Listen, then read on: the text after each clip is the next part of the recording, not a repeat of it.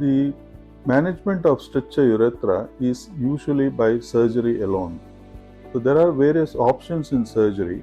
The doctor will have to see the patient condition, whether the renal function is normal, whether there is active urinary infection, what is the segment of the urethra which is affected, whether it is a short segment, long segment, what is the cause of the stricture.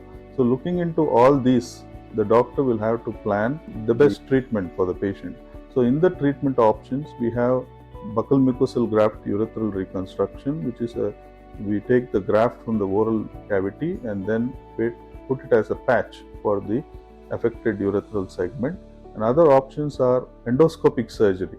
Though it is a quick in and quick out procedure, the patient usually will end up with a recurrence maybe a couple of months or years later.